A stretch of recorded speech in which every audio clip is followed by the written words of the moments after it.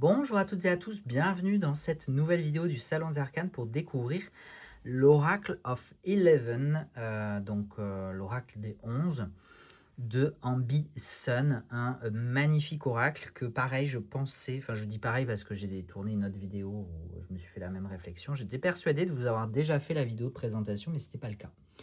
Donc je m'en excuse parce que je m'en excuse surtout auprès de cet oracle parce qu'il mérite, il mérite le détour, cet oracle de 44 cartes. Donc on est sur un oracle à peu près de moyenne, on va dire, hein, de taille moyenne, qui est inspiré des contes et des légendes d'Asie du Sud-Est.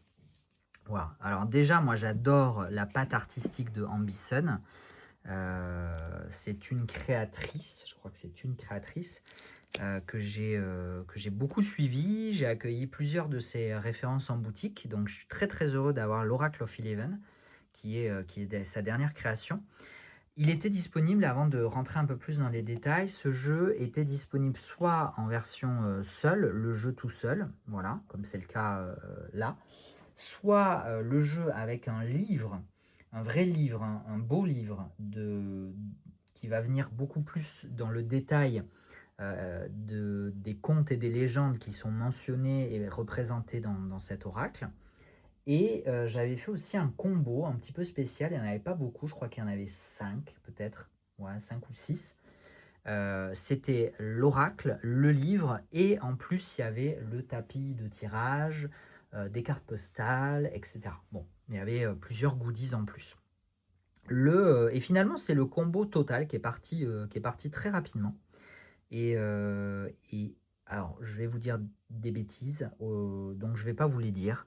Je vais juste vous dire qu'aujourd'hui, je ne sais pas ce qui reste. En tout cas, je sais qu'il reste des oracles, ça c'est sûr, mais est-ce qu'il reste des combos oracles et livres? Pas certain, certain. Voilà. Mais déjà par rapport au jeu lui-même, regardez-moi la beauté de cette boîte avec ces petites illustrations, incrustations réfléchissantes holographiques. On a donc une boîte en 2 parties avec encoche, comme on aime. Vous voyez, bon, moi la boîte est abîmée, hein, j'ai pris un jeu endommagé comme jeu de présentation. La texture de la boîte est, sauf là où c'est un petit peu holographique, elle est touchée pétale de rose, vous voyez, touchée peau de pêche, donc c'est très agréable. C'est assez rare pour les boîtes, donc ça change. C'est agréable aussi d'avoir des choses un petit peu différentes.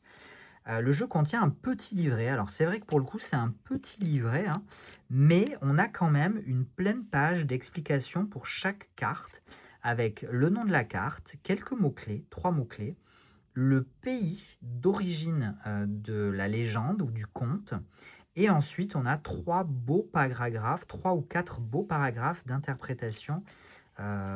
Donc on a quand même de la matière, hein. On a quand même de quoi faire avec ce petit, petit livret, mais quand même bien riche. Au niveau des cartes, on a un dos réversible. Oui, c'est un dos réversible, effectivement. On a une très belle qualité de carte. On est sur du 350, bien cartonné, bien épais.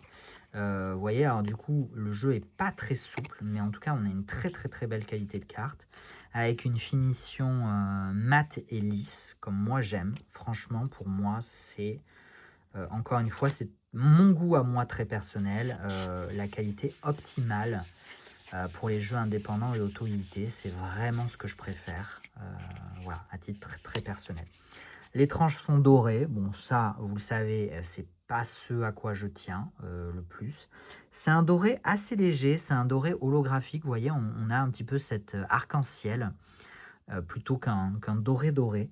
C'est quand même assez élégant et ça se marie finalement assez bien avec le dos de carte. Mais encore une fois, voilà, moi, c'est pas ce que je préfère. Je préfère des tranches bien mates. Parce que les tranches comme ça, un petit peu dorées, un petit peu holographiques, brillantes, ça a tendance à s'abîmer. D'ailleurs, on le voit hein, déjà un petit peu, vous voyez, il y a déjà des traces. Alors après, une fois mélangé, hein, si on n'a pas le nez dessus, évidemment que ça ne se voit pas.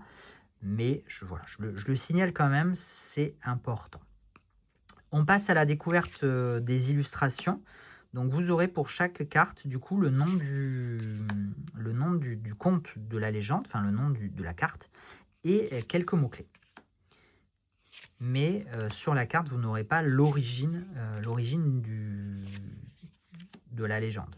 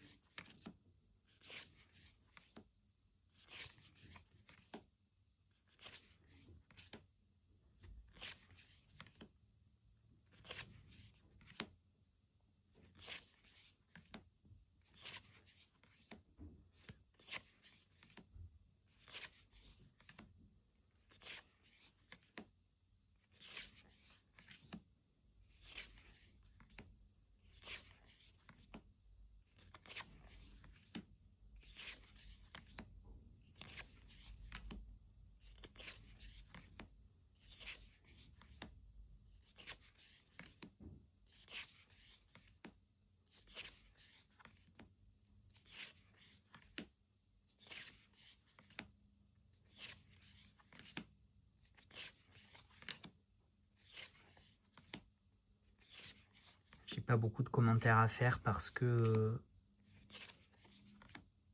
je connais rien à la thématique, mais je trouve magnifique ce jeu. Et ce qui est intéressant avec des jeux comme celui-là, c'est que les cartes donnent envie d'aller lire l'histoire qu'il y a derrière. Et les histoires du livret donnent envie d'aller voir l'illustration, d'aller voir la carte. Et là, à partir de ce moment-là, je trouve que le pari est gagnant, le pari est gagné finalement. De créer cet engouement parallèle entre l'histoire du livret et l'illustration de la carte. Voilà, pour ce magnifique Oracle of Eleven First Edition de Ambi-Sun. Merci beaucoup d'avoir suivi cette vidéo en ma compagnie. Je vous souhaite le meilleur, prenez soin de vous et on se retrouve très bientôt pour de nouvelles vidéos. Ciao, ciao!